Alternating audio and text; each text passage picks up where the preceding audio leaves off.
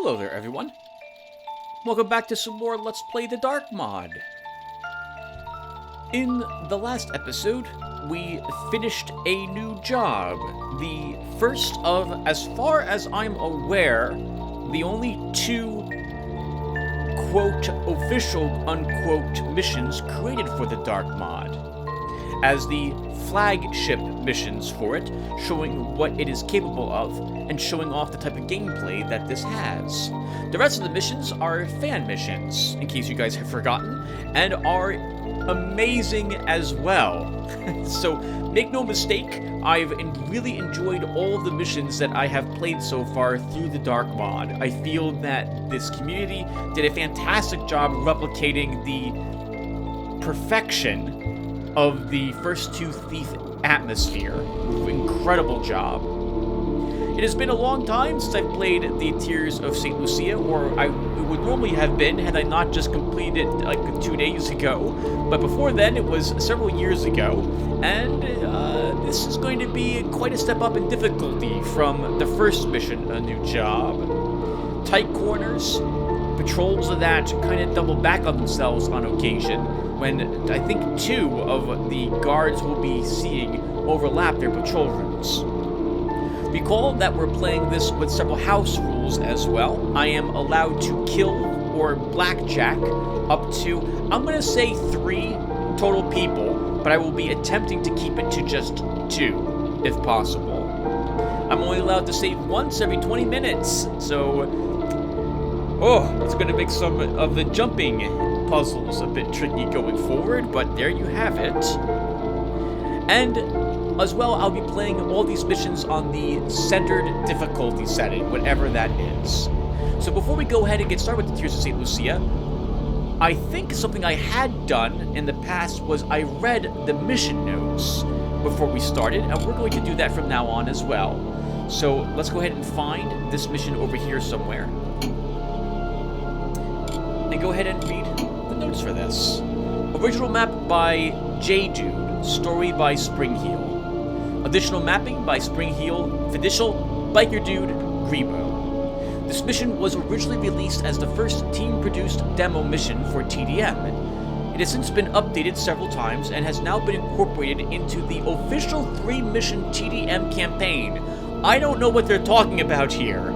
As far as I'm aware, there's only 2 missions and the 3rd mission does not exist. I can't find it or download it. I don't know what it's called. So if you know what that 3rd mission is, viewer, tell me. I would love to give it a try. But I don't know. As far as I'm aware, it never got created. Difficulty settings are significant, so choose wisely. Okay, well, let's go ahead and start it.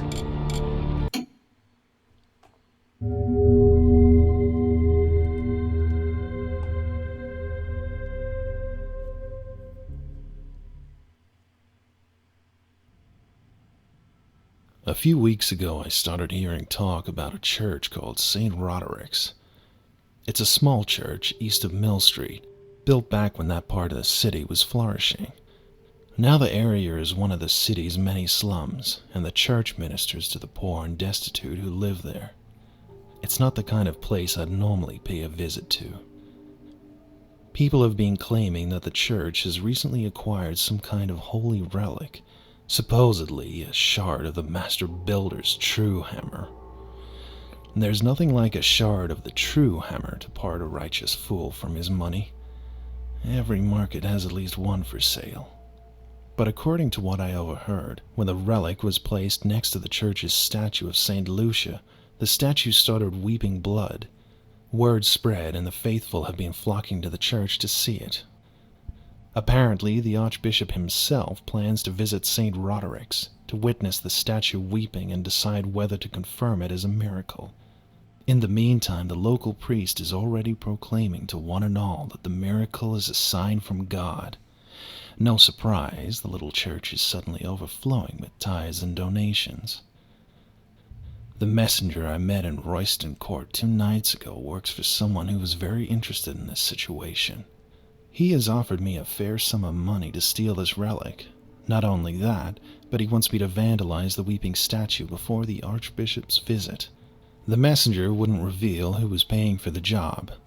My bet is some rival priest jealous of the newfound wealth that St. Roderick's is earning. I'm supposed to make it look like a common burglary, which means I can help myself to the tithe box and any other loot I can find lying around. This would be an easy job, except that some cathedral guards are already patrolling the grounds in preparation for the Archbishop's visit. And the builders don't look kindly on thieves. The front gate is likely to be guarded, so I may have to look for a less obvious way in. And smashing the statue without drawing attention to myself. That's going to be a challenge in itself. I don't get the other half of the money until the job is done, so I'll have to come up with something.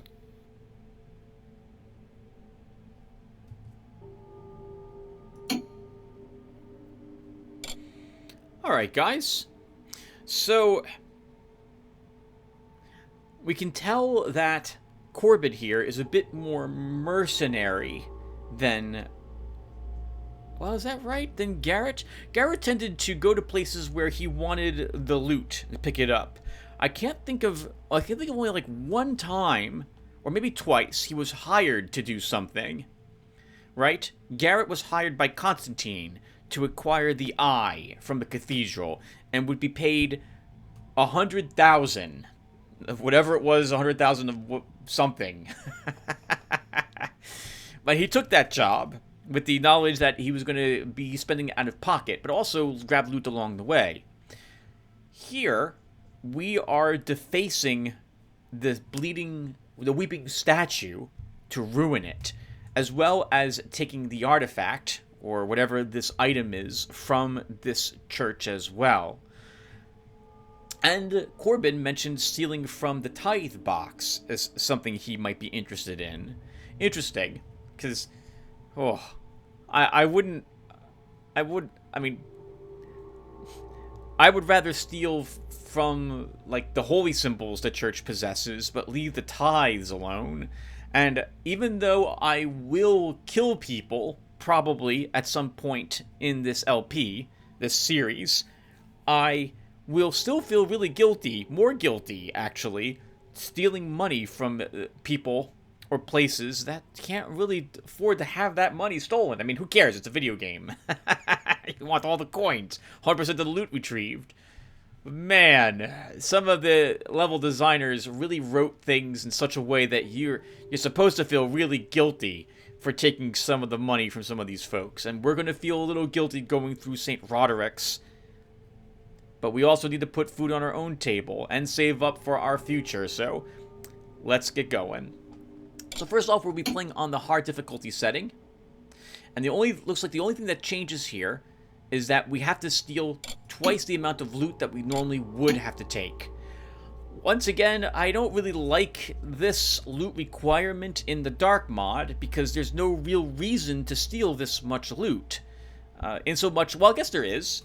I guess we're just making it seem like there was an amazing burglar who got in there and robbed the place of most of its treasures in this instance. But I don't know, it seems like 750 would be a good amount of loot to actually still accomplish that task and complete it.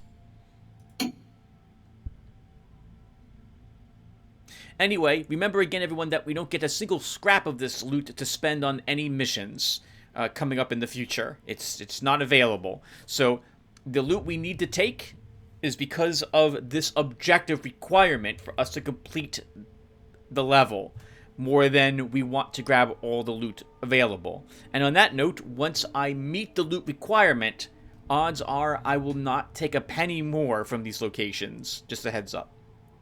Alright, so let's go ahead and buy our equipment next. We have 80 bucks to spend on gear, so I don't care about the compass. I don't want it cluttering my inventory. I did mention I'll be killing people on occasion, and the short sword can be used to hack through things. Generally, though, I don't really want to take it.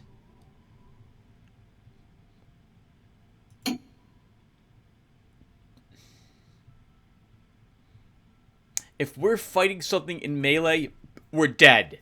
This game's melee is quite different than any of the other Thief games. I didn't like Thief Deadly Shadows melee at all, which is why I've always attempted to avoid it and would just reload or let myself be killed if I was forced to fight. This game is very similar. I would just let the guards or Hammerites or pagans or undead or whatever has cornered me kill me, then try to fight them, because I find the fighting almost impossible.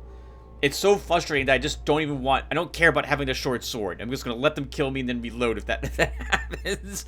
But I guess the short sword could be useful to cut through webs, hack through boards, and what have you. A lot more useful than the blackjack will be, so we will take it. I don't take the compass because I don't really find it that interesting. Unless there's like a labyrinth or a maze that I might require it for in a mission, I really just view the compass as something that's cluttering my inventory, and I don't want it. So we're going to leave that behind. We have 80 gold, and there's a gas arrow for sale here for 75 of it, so that's out of the question. Let's see.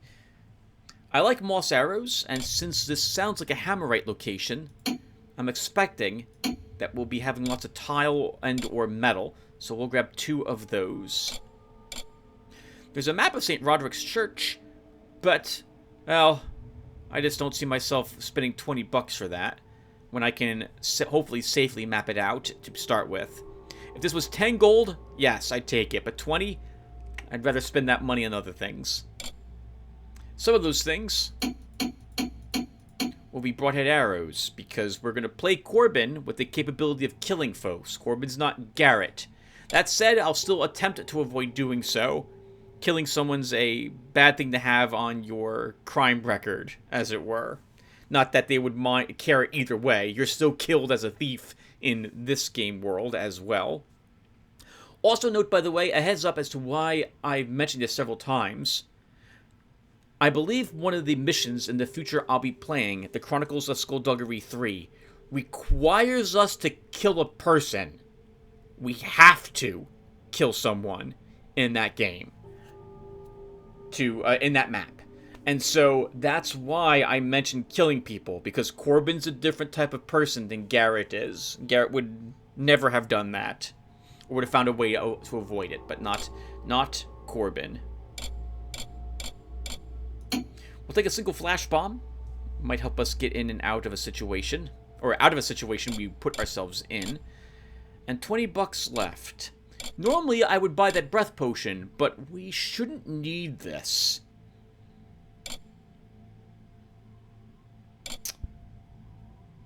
We don't have any water arrows at the moment, do we?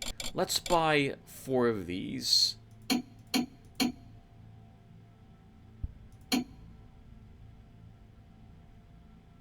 And I guess that will do. Or maybe we could take one noise maker. Attracting attention is probably a bad thing to do. I don't know how the noisemakers work in this game. Maybe we should find out. Okay. So 2 moss arrows help us run around on tile, stone, or metal without drawing too much attention to ourselves. They can also be used to help break a fall. So that could be useful for us too.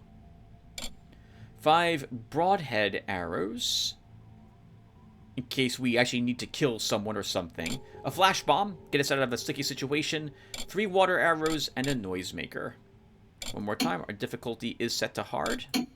Crap! We buy the gear again. Hold on. 5 broadheads.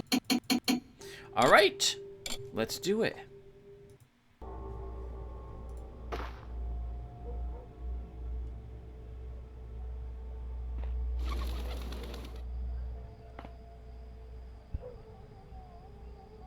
Not the fanciest place in Bridgeport, is it? Remember that the City Watch will attack anyone they find on the streets. Rat fanciers and curious spectators, contending for the sovereign title of Crown Prince of Ratters, the collie, Horatio, seconded by Tom Watson, and the current champion, Red the Ferret, seconded by his owner, Wilkie Robinson. Match to be held at the Bear and Belcher. Lay your wagers, one and all. Sounds like there's some rat fighting going on in here. And we're allowed in.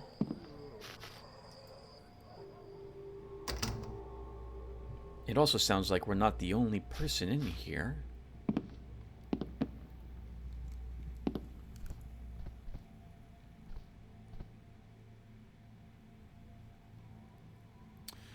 I kind of refuse to believe this place gets any patrons coming in for a drink. This is probably only for the rat fighting. Oh, okay, or I'm wrong. Last time I had done this mission, I did not realize we could just walk in front of this guy. Hello, sir. Let's see what else is in here. He doesn't even mind if we're on the other side of the counter. It's like, can't be the store owner. Or he just doesn't care any longer. Sophie, I need your help. That bastard Gar is putting me out of business. I can't get not 2 pence a rat these days, 'cause Gar keeps selling ones twice as big. He's getting them from the old sewers. Heard him bragging about it at the laboring goal. But those sewers ain't worked since before the old days. They've been collapsed for years, so how does he get in? I know he sees you upstairs each Saturday after work. Talk him up and find out where he gets into those damn sewers. He likes to dress off, but can't afford it. Maybe strip down for him for free? He'll talk. I'll make it worth your while. I can't see you this week, 'cause the wife watches me like a damned hawk. Leave a letter for me under that flat rock near the stairs at the Fleece. John. Can't say I approve of cheating on your wife.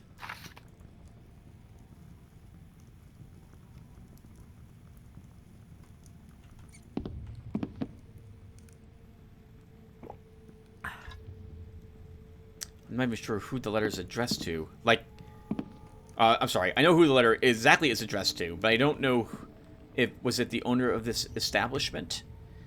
I'm going to feel kind of a little guilty for this, but I am going to take that silver.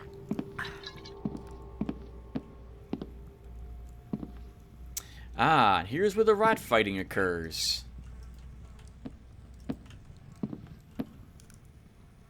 That's a big rat. Yeah, it's still a rat, though. That's a big X-rat, sir. That must be the current champion.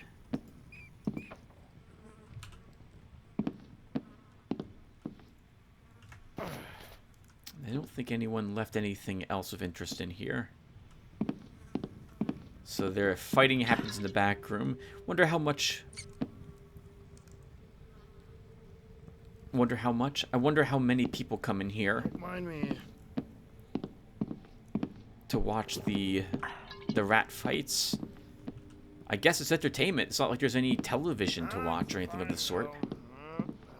Fine girl indeed.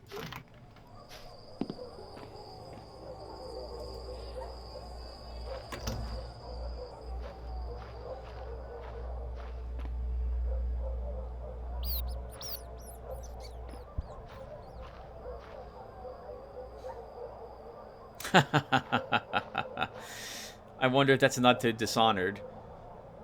3 or 4 dark rats and 1 white rat. I think it probably is indeed such.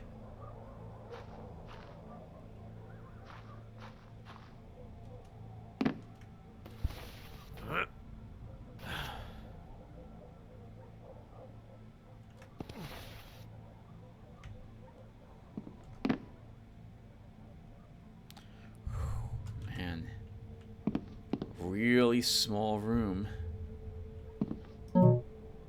A message to Pierre's wife. To my faithful and patient wife, fortune smiled on us today.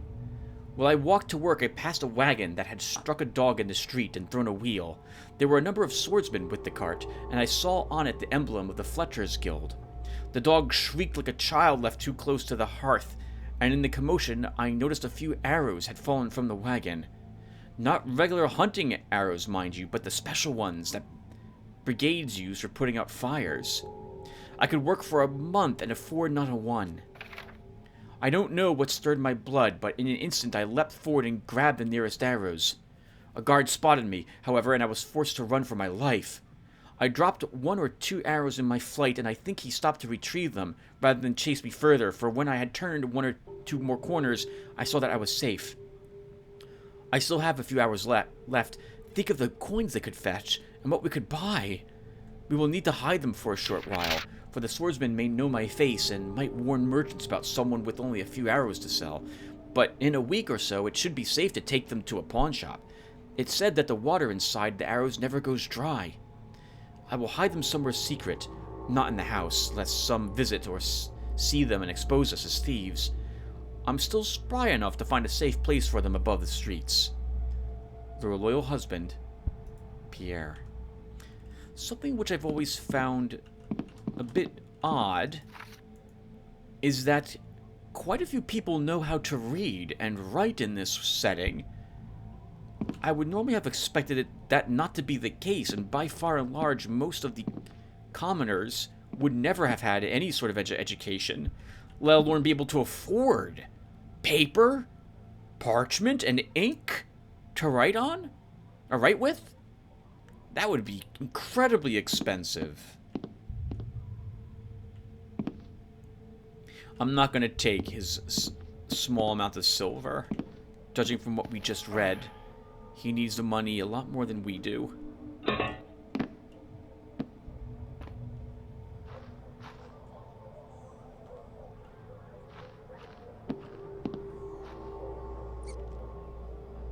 That also tells us that there's some water arrows hidden somewhere above the streets.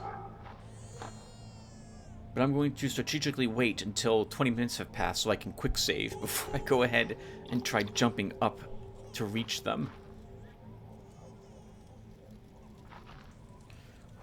Man, such squalor. So bloody hungry I am.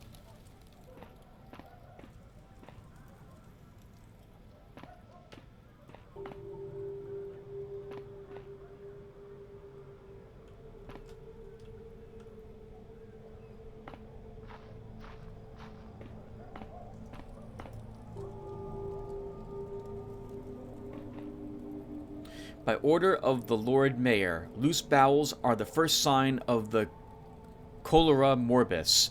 Call immediately for a doctor. All sick room bedding and clothing must be burned. All cholera dead must be buried 12 hours after death by order of law. Oh my god. There's a pandemic going on too.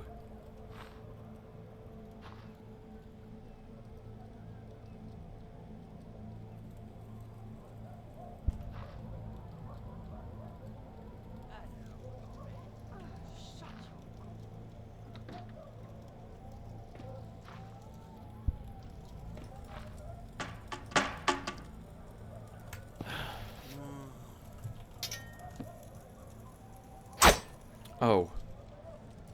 Can the sword not be used to hack through boards? I guess it can't. Well, then I have even less reason to bring it in the future.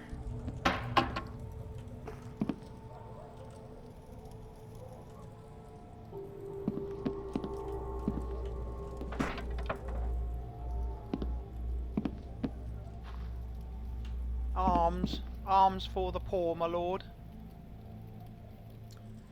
Oh, poor guy. Here we are in the place he's using as his bedroom, I'm assuming.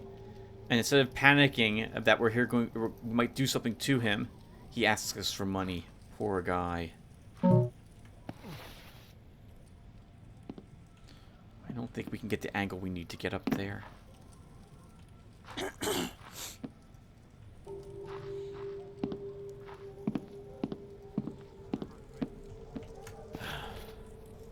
We read that there's a note under a rock somewhere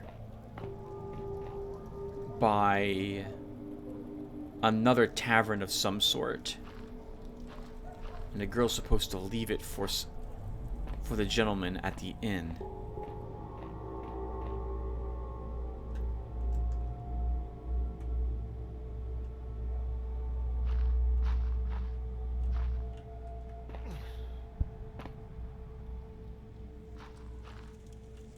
And I think we found our note.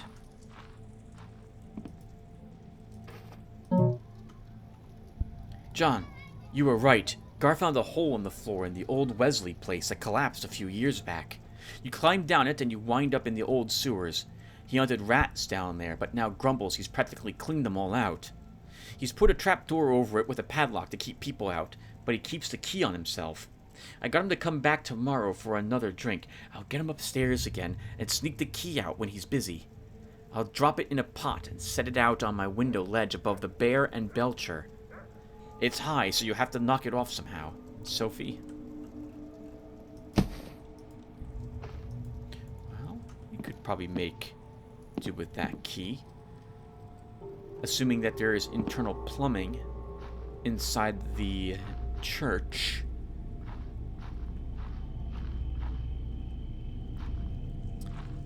The sewer pipes might run under it.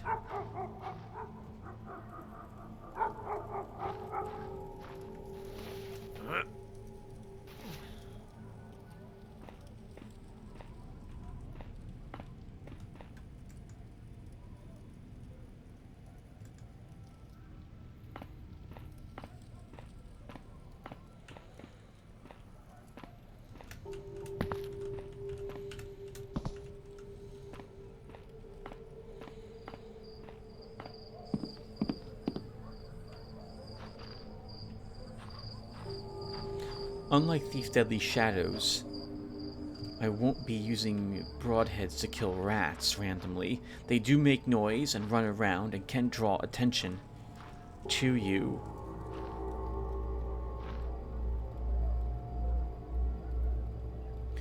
But it's expensive, broadhead arrows. Much more expensive given the limited amount of money you have in this game to purchase equipment with when you start. We also might need the arrows to shoot a pot off a windowsill.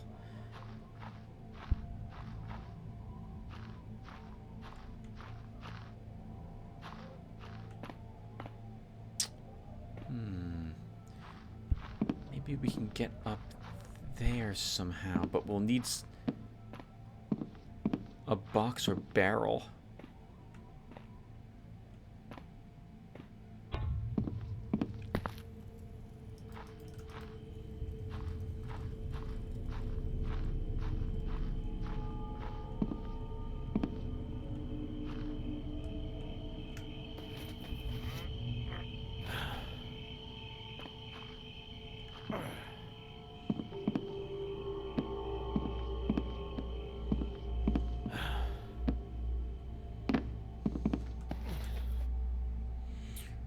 Oh man, can we actually tightrope walk across that?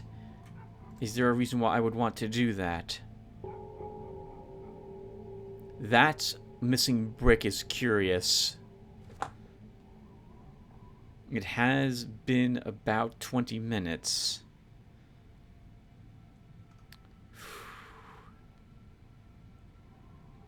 No. We can do this later.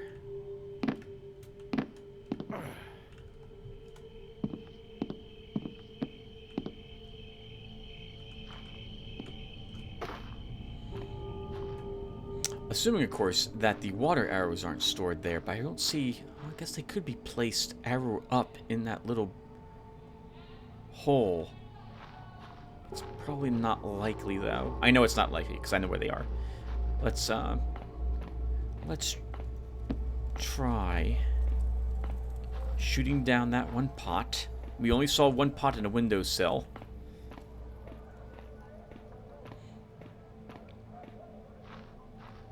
And then we're going to try some jumping.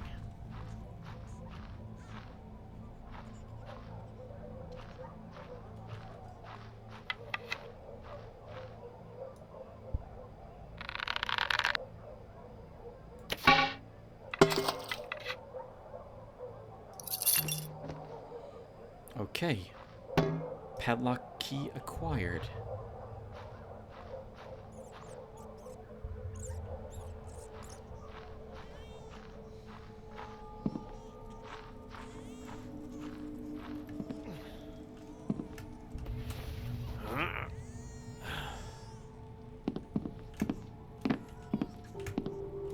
Hmm.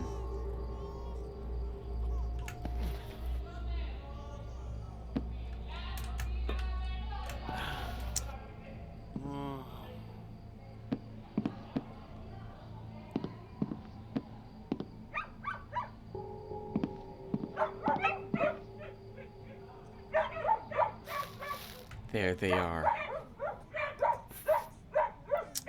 4 of them. I will take 2 and leave these 2 for them.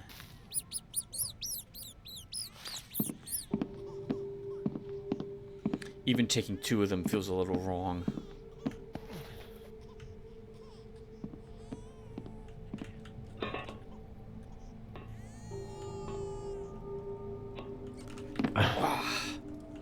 Can't be helped. Rough way to exit to dismount that.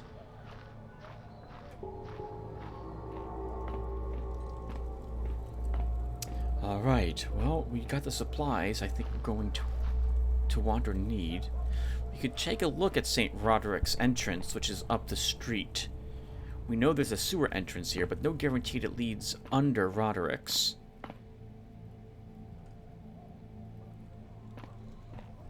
But we'll take it anyway.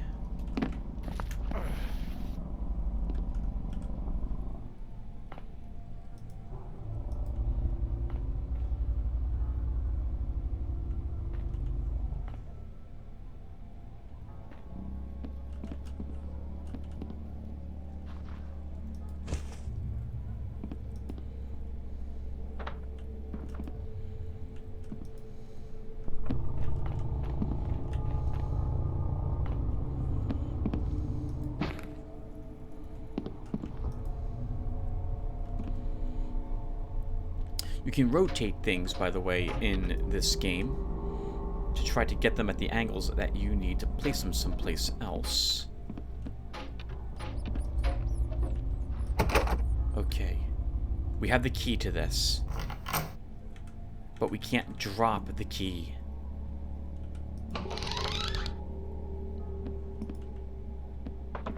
Let's hope this isn't a bad fall. There's a ladder right here. Good.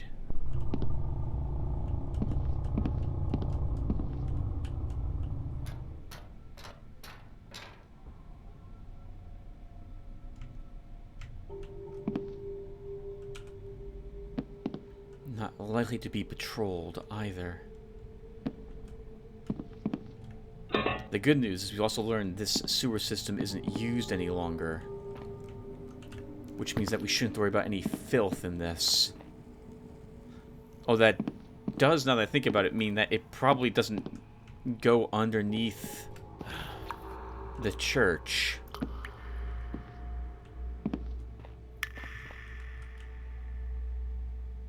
We can go swimming. Let's do it.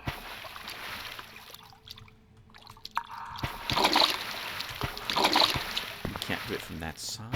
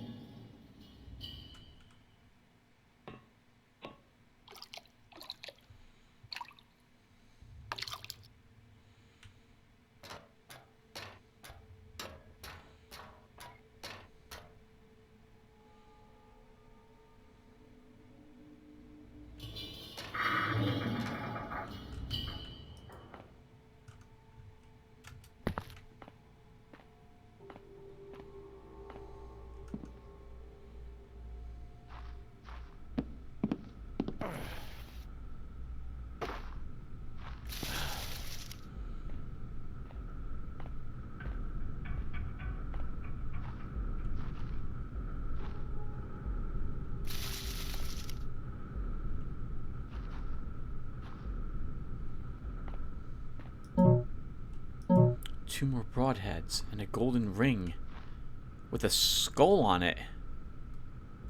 125.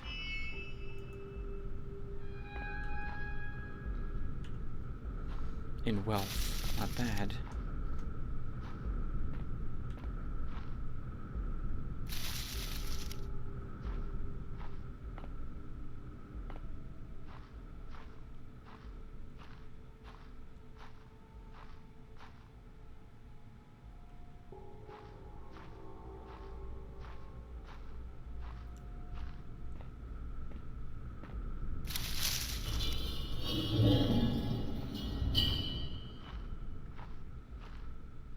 There are monsters in the thief world. Burricks, giant spiders, craymen, fire elementals. It's a fantasy steampunk setting. Magic exists as well, as we've seen Hammerites and pagans use it in one way or another.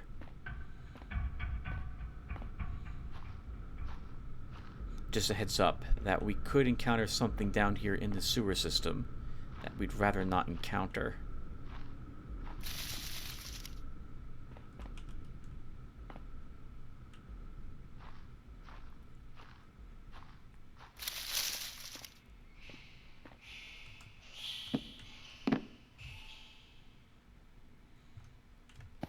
A lit torch indicates to me that that area is patrolled or has been recently.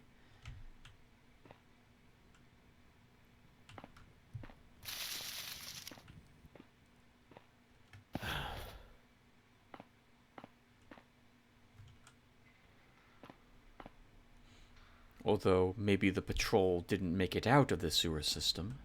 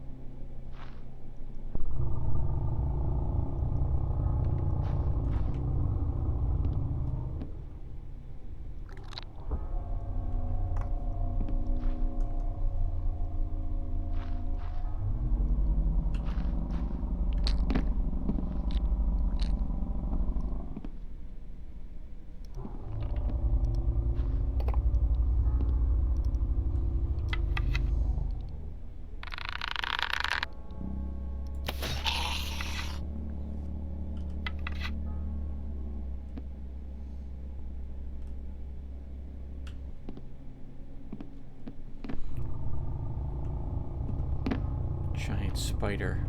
Orb weaver. Not sure if poisonous or not.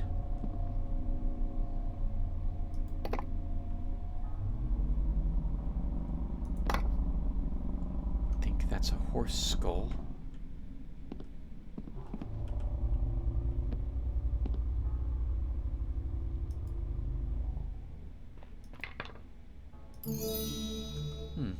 Gold plate. Fancy looking.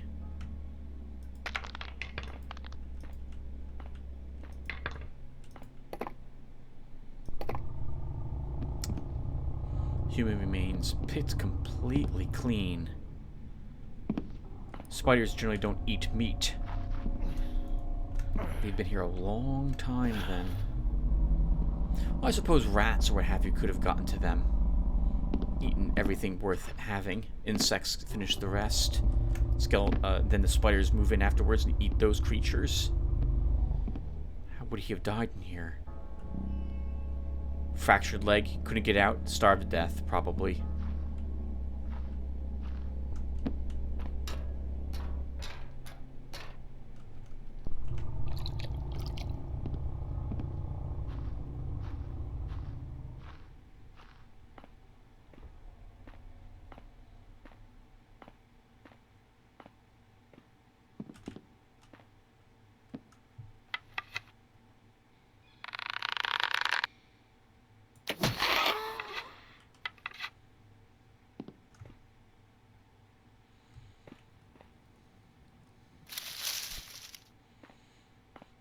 It's always been a little weird to me that the spiders in these games hiss or make sounds when you kill them. I don't think spiders have the capability of producing sounds.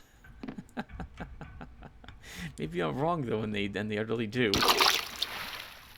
It's the mosquitoes here in New Jersey that make sounds when you kill them, not the spiders.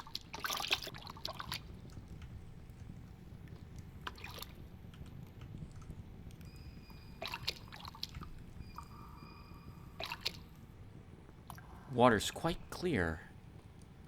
This must be a water runoff then, not an actual sewer where we are now.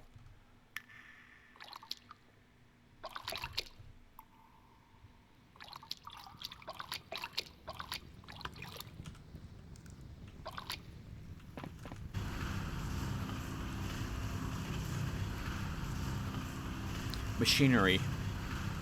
Promising. Could be the church.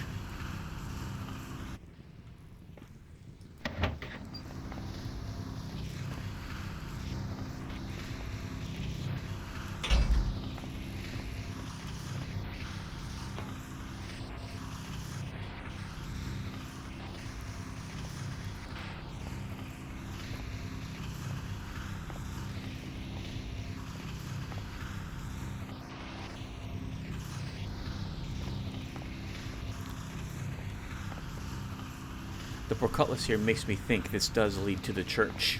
They just don't want anyone coming up from the sewer system. That could include undead, but there was nothing like that down here, or spiders.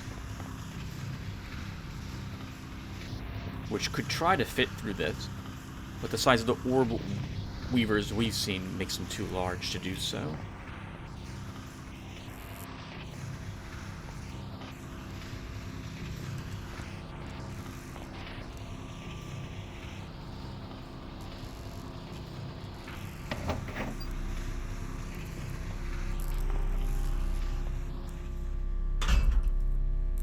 Brother Samuel, I did send several acolytes into the streets yestermorn to post more bulletins, advertising the miracle of Saint Lucia. Brother Brevis did come back with the smell of alcohol about him. He doth claim that a drunken man did vomit upon him, but I am certain that he partook himself and did thus break his vows. I have ordered him to clean the walls beneath the privy, to prepare for the Archbishop's visit. 'Twill do him good to smell of honest work for a change. Brother Abatus must be reminded to tell the other acolytes to use the other privies in the meantime, and to remember to remove and clean the latter when Brother Brevis doth finish. Brother Andros tells us there's a ladder that leads up to a privy that we can probably get up into the church utilizing.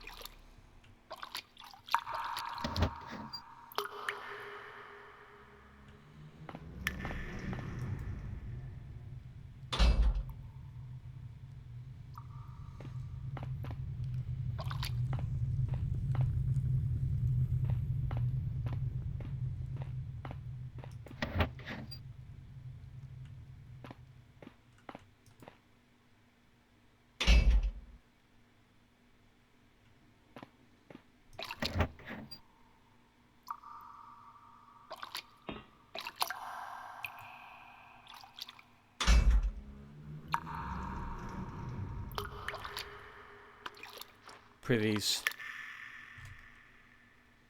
Oh. Oh. Great. This isn't the back door I had in mind. No, it's the back door we're taking.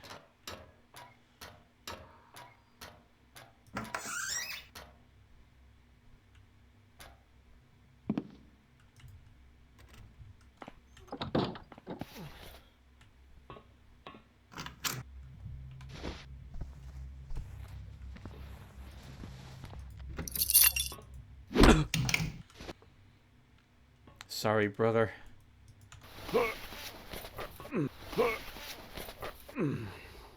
Good enough. I hope he was walking here to take a shower. I'm gonna feel extra guilty if he was walking in here to use the loo.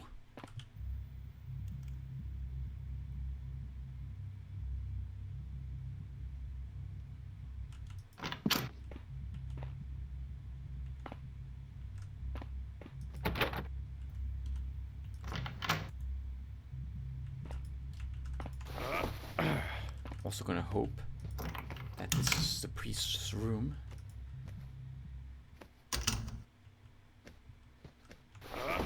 Who just walked out of there.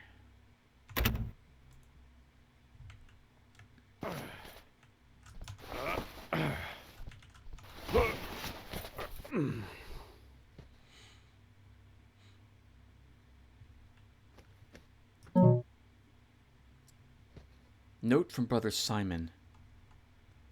To the most Reverend Father Bernard, a few of the acolytes had been casting dice in the back of the nave again. One was even overheard swearing by Fortuna, a pagan goddess. Something must be done. I recommend putting each one in the screws. 3 or 4 turns should remind them of their vows. Your servant, Brother Simon. Yeah, you shouldn't be gambling if your vows say you're not. And I'm guessing the builders are based around the Catholic Church or something similar to it. And that was considered a sin ages ago.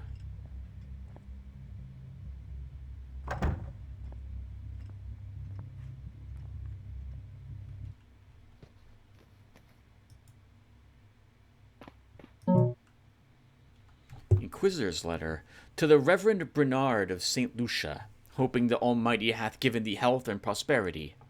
It hath come to my attention that a number of thy parish continue to practice the pagan ritual of Bridges blessing, where strips of cloth are left out at night to be blessed by spirits, and then burned the following day to summon love and fertility.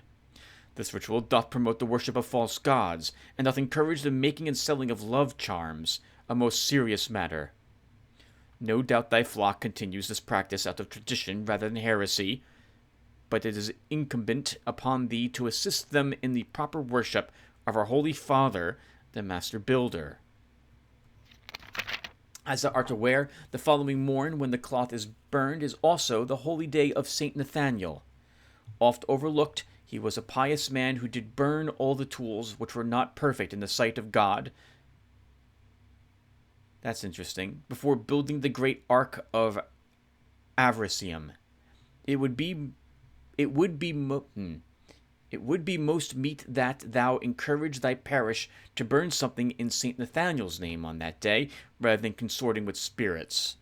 Thus I commit you to God's good protection. Pascal Murinus, Inquisitor General of Bridgeport. I don't believe I've ever heard the builder referred to as God before. That seems odd. It is the God that the builders worship, but it was being used there the same way as God is used in our world. I think I prefer if it was just a builder. If only because we know other gods exist in this world, so that's kind of odd that they would phrase it that way. Father Bernard's Journal. The Lord Builder hath granted us a great boon. Today the widow Madeline did bring to me a gift she bought from a merchant, who did just return from a pilgrimage to Torino. The merchant claimed that the trinket was a shard from the head of the true hammer, just as the merchants sell to the pious but gullible souls in a dozen marketplaces in the city. The widow, bless her soul, did have a shine in her eye that I have not seen since her husband did perish at Belhaven Hospital. So I had not the heart to tell her, but I accepted her gift without comment, and placed it next to the statue of Saint Lucia in the front chamber. As I did pray quietly there, feeling the weight of all that hath happened, and asking the builder for a sign to reaffirm my faith, the statue did most suddenly begin to weep. I could not believe mine eyes. 'Twas as if the Lord Builder were speaking directly to me through his servant Saint Lucia. 2 weeks later, the shard seemeth to be but a simple piece of metal, yet when I hold it, I do sense some kind of power within. God hath responded to my prayers in a way that I did not dare to hope, solving my crisis of faith and the poverty of my parish at once. For donations from wealthy visitors who would never set foot in this church but for the weeping statue, swells our coffers, as it hath not been in a generation. Even 2 Moors, foreign infidels from the south, have visited to see the statue. With the new donations, we can begin construction of new works to honor the master builder. First, repairs upon his house and those of his people. Then new walls, gutters to keep the streets free of refuse. My heart soars to think of it. October 24th. His Eminence the Archbishop is coming here to witness the miracle and thus pronounce it so. With all the trials and plagues upon the city, and which it has endured these last years, such a thing could renew the faith and vigor of all our people. Unfortunately, Corbin needs a paycheck. So this will not be happening to the good people of this city this year. That is a copy of his key. Normally I wouldn't mention it and I'd take it to see, but I don't want items cluttering up my inventory, so it will stay there. We do need to make this look, I guess, like a burglary. So we'll steal everything from his room at the moment. Tim.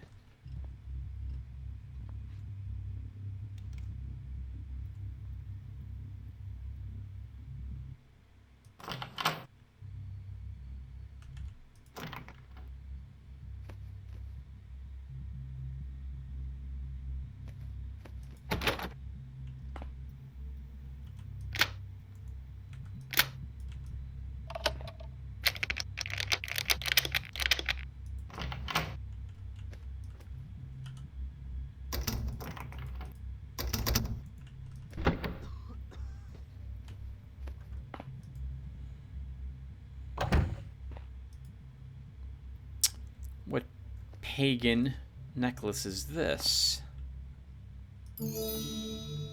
It's an expensive one.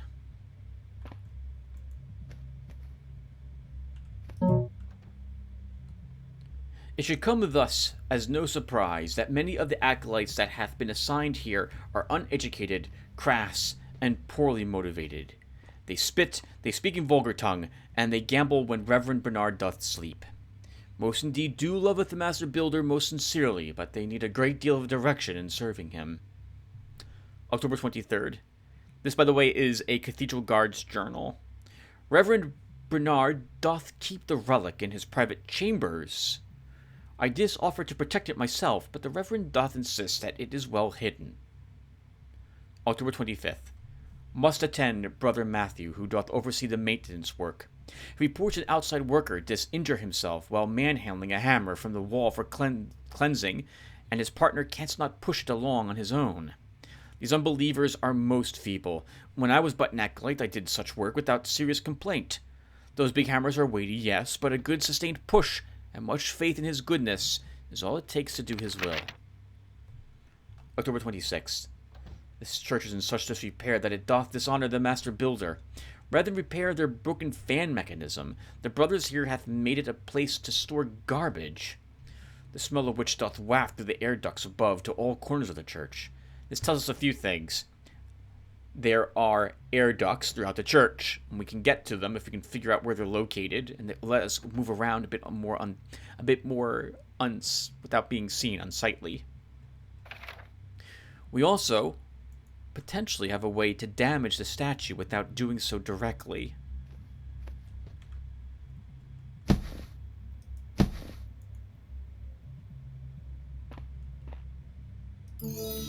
Thought you guys weren't allowed to drink.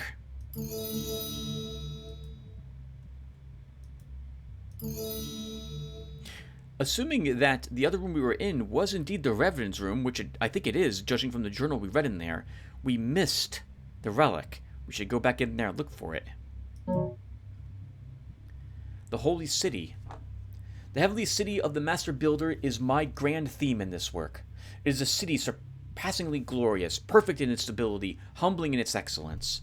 A great work this, and an arduous journey it is to be worthy of it, but the Master Builder is my helper.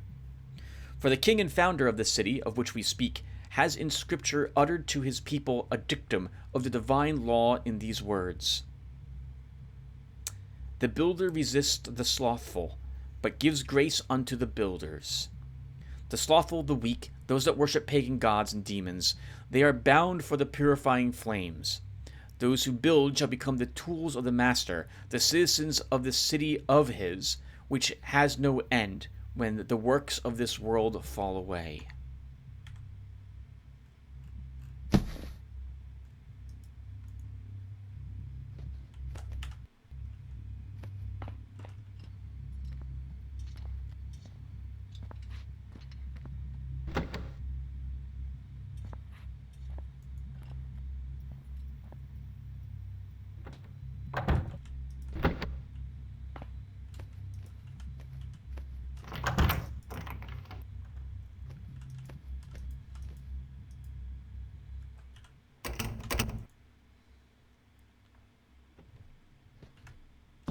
It's not up there. We should be looking for a switch or something.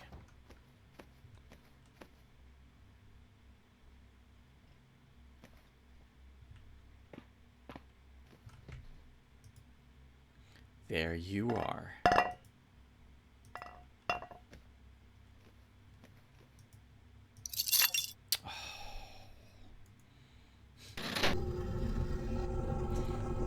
I hate picking up items I can't drop that clutter my inventory. I absolutely hate it. It's probably too much to ask that the keys are used here. They are not. Locked with a key we don't possess. But maybe we can lockpick it. Oh, I wasn't even looking at the chest properly, apparently.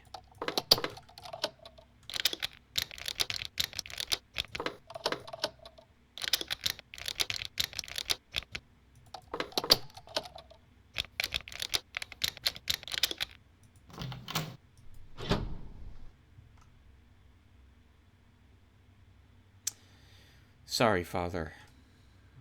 At the very least, will stop you from drinking.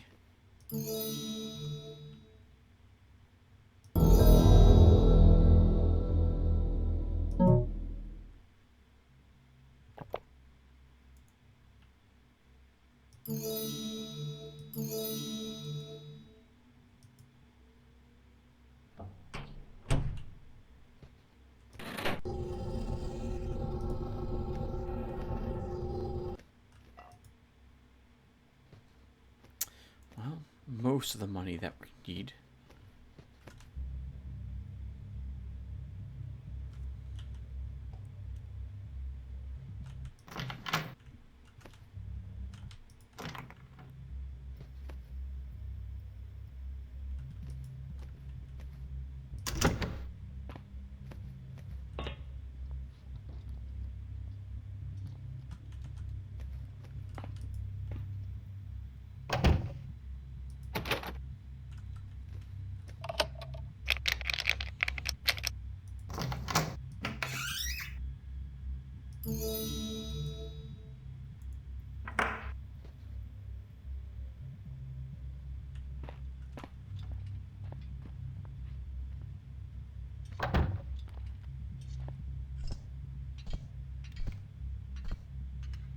He's right outside this door.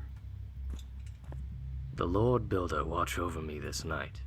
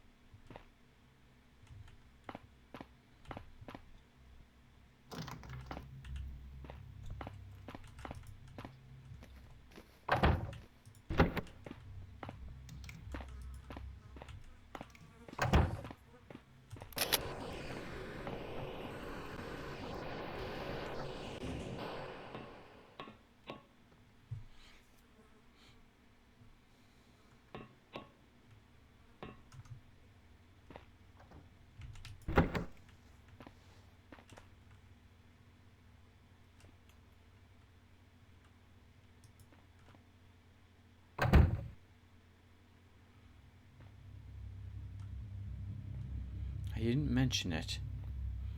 People that are sitting down tend to look around a bit. And if they turn their head and see you, they will react. It's not like they're just sitting forward and only looking forward. That right there was him checking behind himself.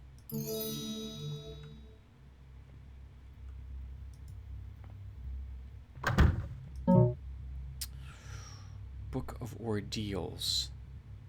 Jacob did confess to gambling and was given the ordeal of St. Sebastian's Walk in order to cleanse himself of the sin.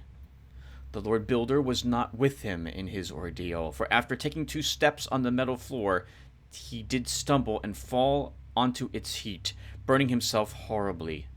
The medics did attend to him, but he later died from his burns.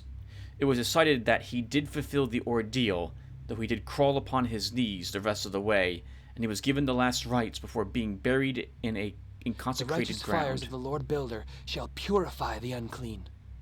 4 men of good character did confess to their priest that they had been drunken and boastful in the streets since their last confession. We'll come back here. You're interrupting me, sir.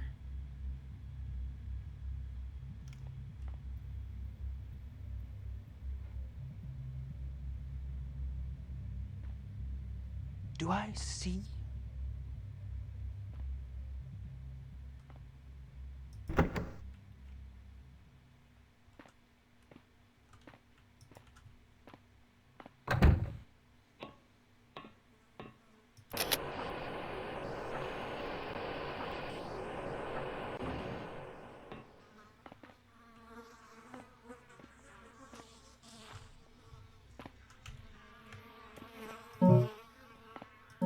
Two broadhead arrows, some trash.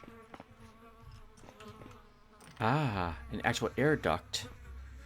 And some loot.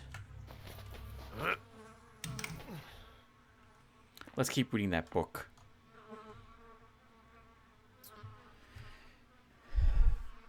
Their confession sincere and the act of contrition recited, the priest did give them the minor penance of a day's hard work carrying coal for the church's forge. One of the 4 did give coin in lieu of service.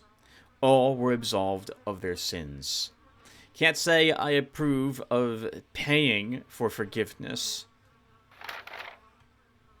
Joseph did enter into the sacrament of confession and admitted to seeking the service of a sorcerer and paying money to him for a curse against his business rival. The curse was successful, and Joseph profited greatly. The priest of the parish gave him the ordeal of St. Welland's hammer as penance. Joseph made a payment in coin instead, and the priest did absolve him of his sin.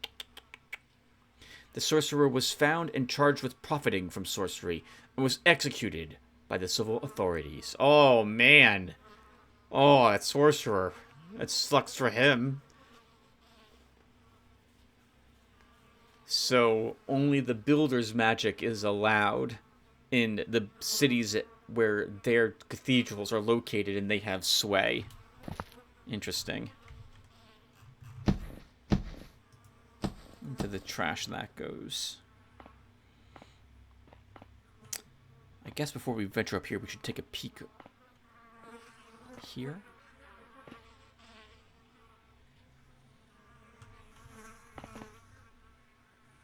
We're going to want to go there. Guys, we really do. But we'll do it in the next episode, because we're almost out of time for this one. Actually, we have like 4 minutes left, so let's do a little exploring inside these tunnels.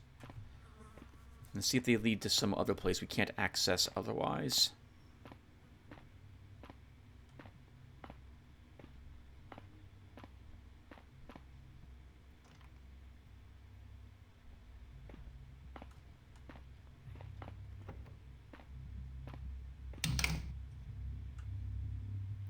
Sounds like someone just left that area. I am not going to be able to make it across these beams to the other side. No way. I think what we'll do... Lord Builder, bless my hands and my tools, that I might do great works in thy name and for thy glory. Amen.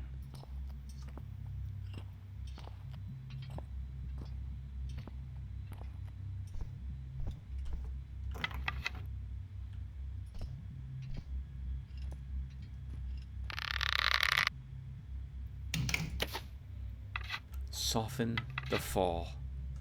But I'm going to want to put out lights as well. I don't know if I've got the angle I need to hit it. That's what she said.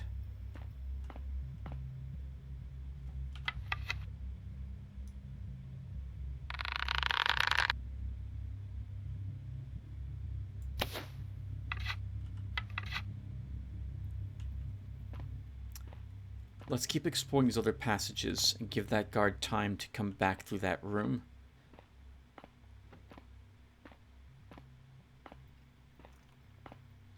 Oh, that's it, apparently. Where does this lead?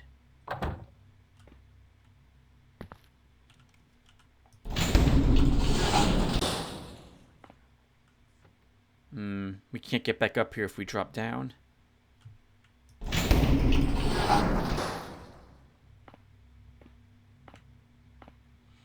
I thought I heard a door open and close. Apparently I heard it open but not close. I hear another door open on the right.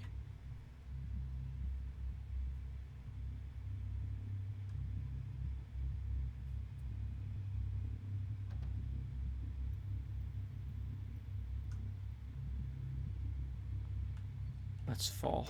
Oh, oh my goodness. I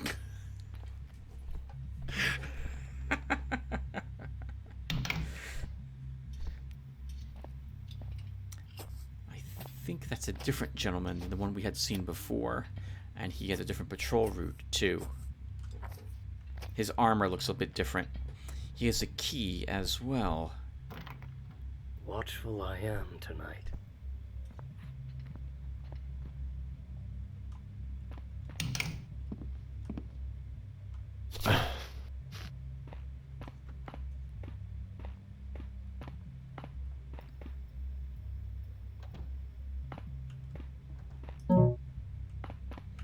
History of the Inquisition. We'll read this, everyone, and then we'll stop here. The crime of heresy requires a deliberate denial of an article of truth and the imperial Church, and a public and obstinate persistence in that alleged error. Once it was left to mobs of townspeople to accost and punish heretics without trial or, I can't pronounce that, insight. The repression of heresy, too important to remain so disorganized, Patriarch Gregory IX instituted the Papal Inquisition in 1231 to bring order and legality to the process of dealing with heresy. At first, it was common for the Inquisition to turn heretics over to civil authorities after finding of guilt.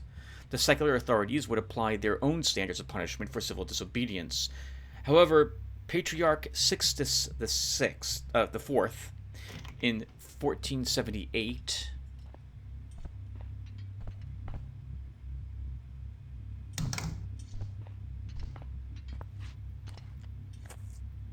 established courts to execute heretics, and since then those convicted of heresy are punished by the Inquisition. The Holy Office of the Inquisition has wielded considerable authority since that time.